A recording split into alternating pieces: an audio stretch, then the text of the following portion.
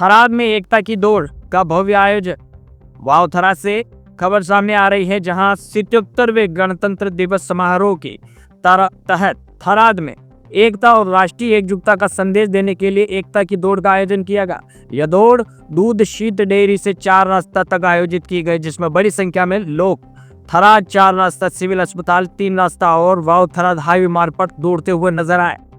इस वर्ष 77वें गणतंत्र दिवस के राज्य स्तरीय समारोह की मेजबानी वाव थराद जिले को मिली है। वो पूरे जिले के लिए गर्व की बात है।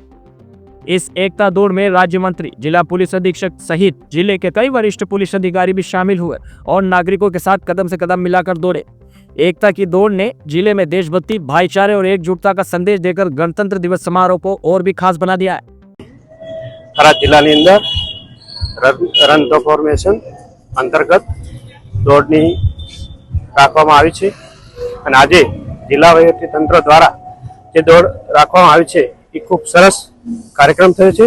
એની અંદર જે મોદી સાહેબનું સૂત્ર છે કે સશક્ત ભારત એક કસરત થકી આપણું શરીર નિવસ્ત રહે અને આપણા ભારતીય જે લોકો છે એ પણ સ્વાસ્થ્ય રહે એના માટે ખૂબ એક નરેન્દ્રભાઈ મોદી સાહેબે આપણને આદેશ આપ્યો છે કે આપણું ભારત સ્વસ્થ રહે અને સશક્ત રહે એના માટે આજની આ દોડ રાખવામાં આવી હતી અને આ દોડની અંદર ઘણા બધા લોકો અંદર જોઈન કરી અને પોતાનું શરીર સ્વસ્થ રહે, તંદુરસ્ત રહે એના માટે દોડ લગાવી હતી।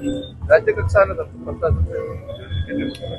ખરેખર હું તમામ સરકારનો પર આભાર માનીશ કે વાવ થરાદ જિલ્લાને એક નવો દરજ્જો આપ્યો છે જિલ્લાનો અને એની સાથે અનેક નવા જે વાવ થરાદ જિલ્લાની અંદર આયોજન થઈ રહ્યું છે એના માટે પણ અભિનંદન આપું છું।